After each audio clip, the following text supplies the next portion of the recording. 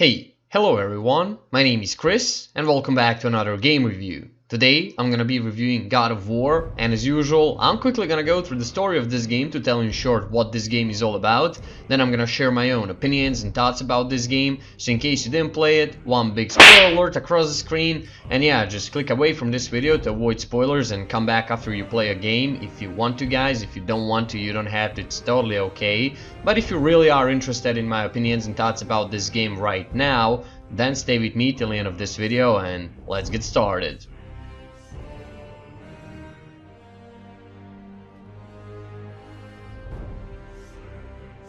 Alright guys, God of War is a game that's been originally released in 2018 as a PS exclusive only. This is third-person action-adventure game that was developed by Santa Monica Studio, and they used their own engine for this game. The game was published by PlayStation, and this year developers decided to bring this game to PC, so that's how God of War became yet another PS exclusive that was ported to PC.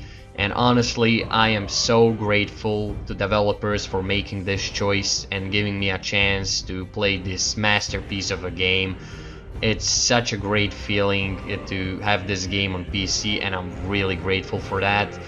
Now, story of God of War is a sequel to all previous God of War games. I played first two games on PS2 as a kid. I finished them so many times, and I remember this being one of my favorite games on PS2. So I also played God of War 3 on PS3 a little bit, but I never finished it. But in God of War, 2018 God of War, you again play as a legendary Spartan warrior and God of War Kratos. Only this time he left his vengeance against gods and Olympus years behind him, and now Kratos lives as an older man in the realm of Norse gods and monsters, and he has a son called Atreus. And the game starts off by the death of Kratos' wife, and they burn her, and her last wish was to take her ashes and spread them across, actually from the highest mountain in Midgard, which is like the land that Kratos lives in with his son. And this, with that, becomes one powerful and emotional story and experience where you see Kratos running away from his past and what he was before, and he's trying to be father, and he's trying to complete this journey with his son, and he's teaching his son how to survive and how to be a man, and how to survive all these harsh and unforgiving conditions in this dangerous world. And there is so much emotions into this story. There is so many characters that you meet through the journey, so many situations characters find each other in, and the story of this game is just true masterpiece. With one word, it's a true masterpiece. It's followed up with absolutely beautiful cinematography and absolutely beautiful soundtracks. Soundtracks are so beautiful in this game. Whoever done the soundtracks for this game did an absolutely great job. Story writing is right on point. All characters that you meet through this journey they feel like they're really alive. They all have their own personality, and none of the characters in this game is actually boring. You actually feel these characters through the game and through your journey. They really put a lot of hard work into voice acting, story writing, and all that. It's really well done story, yet it's so simple, but it delivers such a powerful message about the relationship between a father and his son. And Kratos is now much older, and he's that old grumpy man that's been through life. He's seen shit, and you know, he has that old grumpy voice, and the voice actor for Kratos did absolutely amazing job once again. I was so stunned by all these details that were delivered through the story and everything. It's just so powerful and emotional. I really felt for every scene, every cutscene, everything in this story was so perfect. I absolutely fucking love it, and just the story itself is definitely worth playing this game.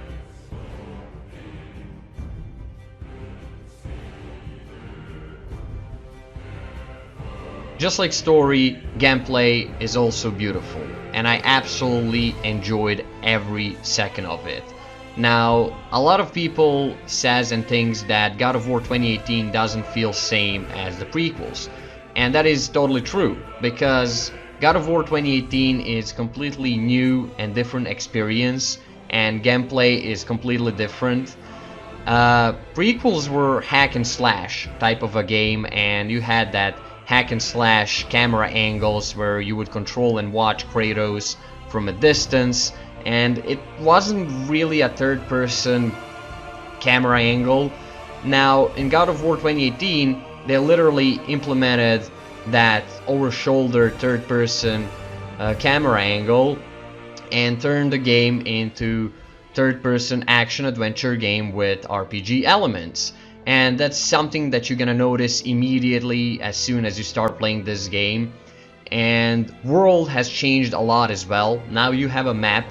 Now, I'm not gonna say that this is an open world game, because it's not really an open world game. The world is not that big to be called an open world game, but world in this game is separated into realms. Now, at one point in the game, you're gonna reach this realm room where you can use this realm table to travel between different realms, and each realm is different. You can explore it, you can seek things around it, and you can collect stuff that you can use later to upgrade your stats and armor and all that. So map is not an open world, it's more like of a mini open world, you know, with a lot of areas and locations to explore. And all other realms are smaller than the main realm, which is actually Midgard, which is the one you start with, and where majority of the game happens. And then you, like I said, have these other realms that you can explore later and grind up for upgrades and stuff like that.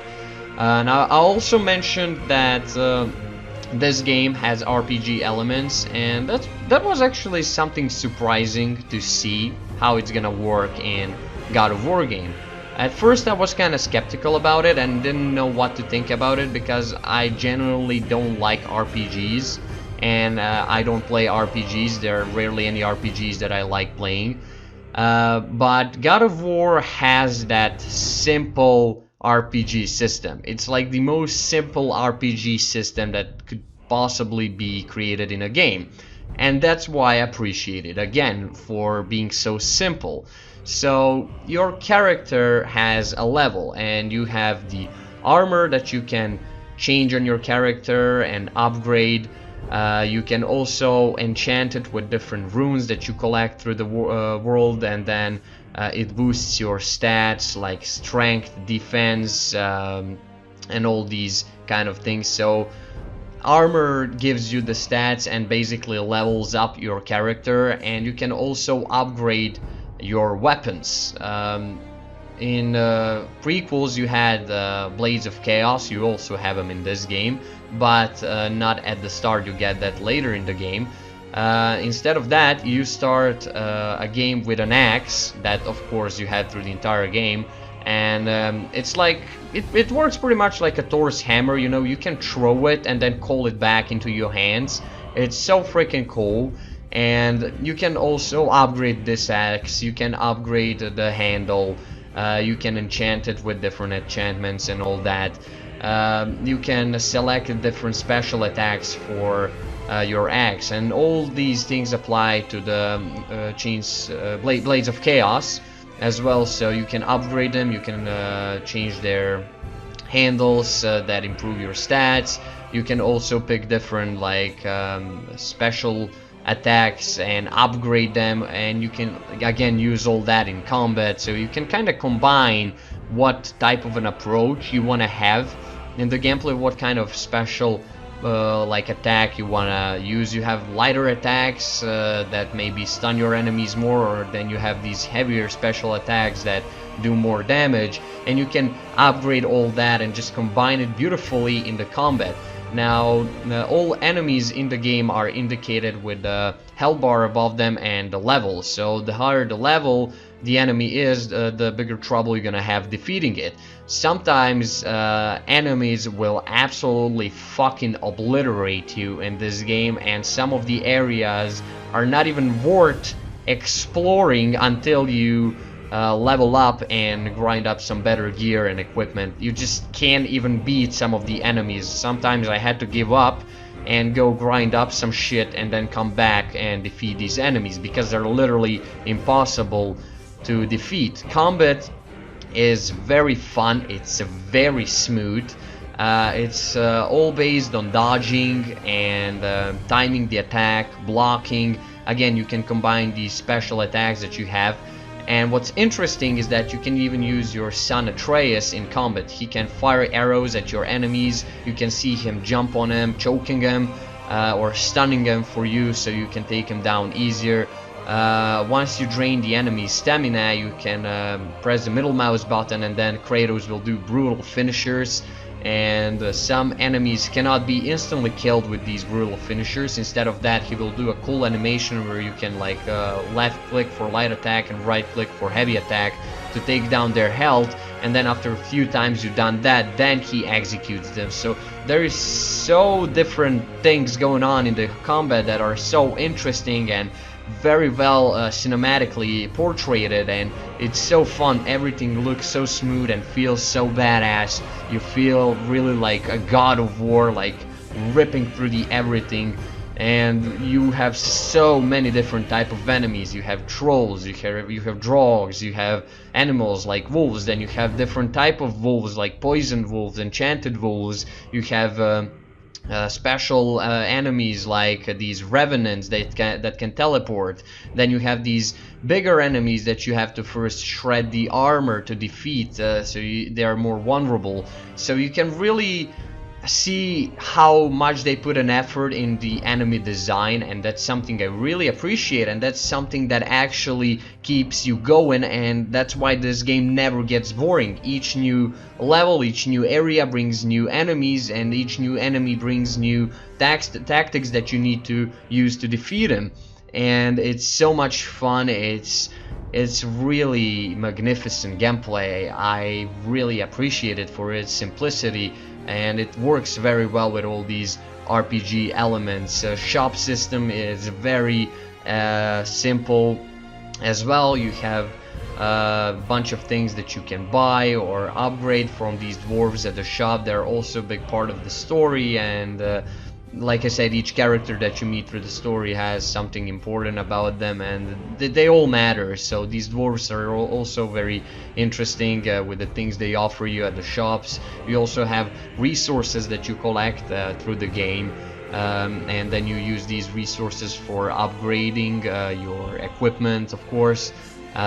Sometimes you're gonna like the best part about this game is that you're gonna wander off to a side quest or something, or the area you wanna explore, and you're gonna find like 15 chests laying around full of hack silver and valuable resources that you can use to upgrade your equipment. Or you're gonna go and explore some area and run into some very powerful enemies and mini boss fights that feel very awesome and have really cool rewards once you complete them. So it feels like a completely different game. Totally forget about the main story and what's actually going on. There is so much lore behind all these places that you explore and everything that's going on, you know. You can visit all these places, and characters are gonna communicate with each other while actually playing, and they're gonna comment the things they see around them. Atreus is gonna ask Kratos a lot of questions, and then this head that Kratos carries, actually that's a Mimir.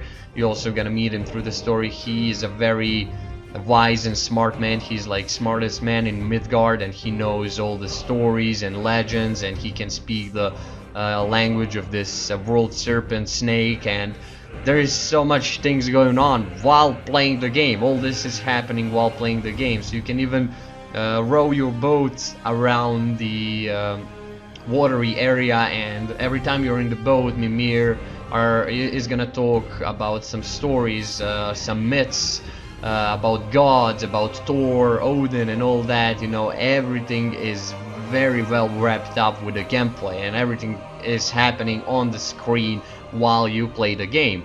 There is so many cool things you can explore, and then you have this little like journal book, like a codex, where you can read about your enemies, about the locations that you visited through the game.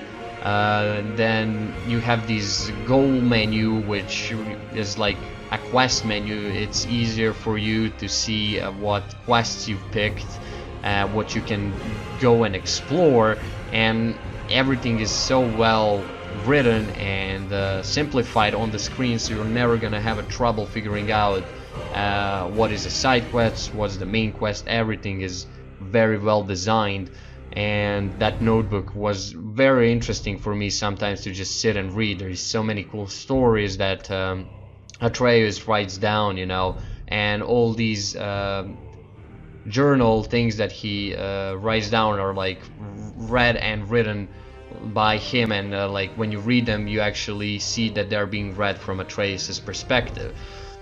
Skill tree in this game is also something I forgot to mention. It's very rich. There is plenty of skills, plenty of cool skills that you can upgrade and unlock through the game for each weapon. So you have skills for Atreus and his arrows, then you have skills for Blades of Chaos, you have skills for your shield, you have skills for your axe, and then they're separated in two categories, each of these skill trees.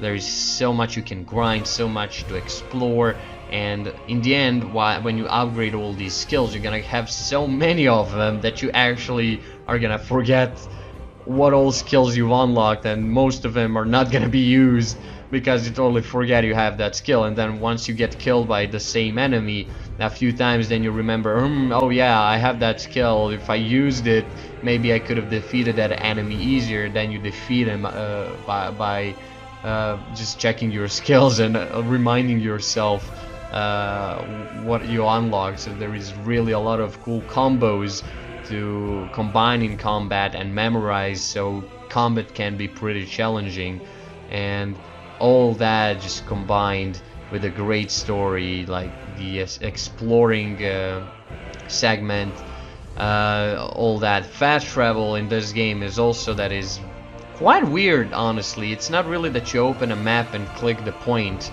and you just fast travel and then boom, next second you're in the loading screen.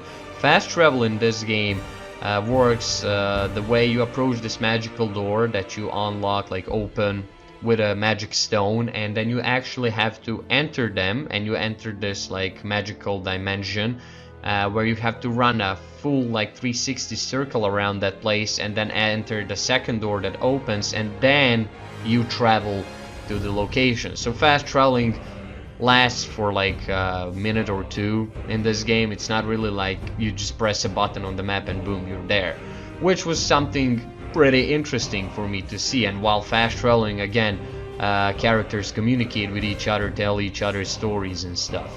So the game has really a lot of beautiful gameplay aspects, and everything looks so cinematic.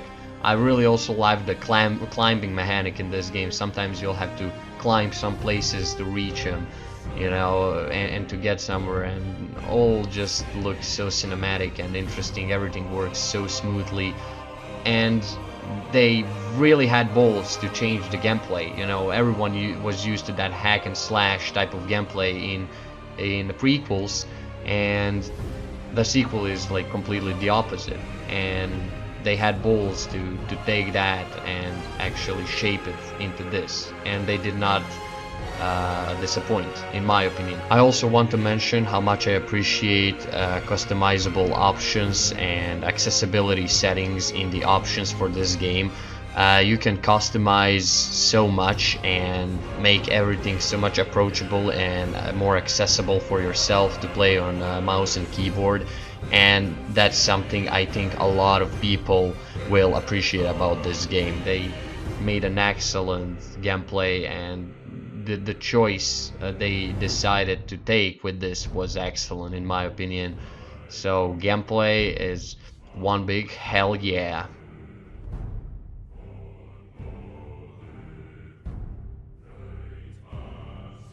Alright, for the end, as usual, let's talk about graphics and optimization of God of War. So, just like I mentioned earlier, this is yet another PS exclusive that was ported to PC, and honestly, it's the best one so far. Because since this game was released on PC, it didn't have any game-breaking bugs or crashes or anything that would break the game, like heavy visual bugs that would make game unplayable or something like that. The only thing that I encountered are frame drops, but they only happen at some certain part of the game, and they are so terrible that I had to lower my graphic settings to lowest to pass that part of the game, and then I could just run it back to all maxed out. I don't know why it happens or why it occurs. Game had plenty of patches and they never seem to fix that, but that doesn't happen very often, so I can get over it anytime. It's not a problem for me. I really love how everything looks so cinematic and beautiful. Graphics are absolutely gorgeous in this game, and without a doubt this is one of the most beautiful games that I have ever played in my entire life. Graphics are just pure beauty. The textures, the level of details is just crazy in this game. Honestly, it's very innovative. This game has some very innovative details that I haven't seen in many other games. It's really gorgeous and beautiful, and I played this game on all ultra maxed out possible settings on 1080p resolution in 60 plus FPS, and these are my PC specs. My GPU is RX 5600 XT, 6GB GDDR6. My CPU is Ryzen 7 3700X, 3.60 GHz, 8-core processor, and my RAM is HyperX Fury 16GB DDR4. So these are my gaming specs, and they ran this game very smoothly without any problems, besides these frame drops that occurred in game from some reason. But overall game worked very smoothly, no game breaking bugs or whatever. I finished this game totally peacefully without any crashes or anything interrupting or distracting me from gaming in peace, you know, and it worked very well. So I can promise that it works really nice for a PS ported game. It works really well, and yeah, that's it. I hope you enjoyed this game review.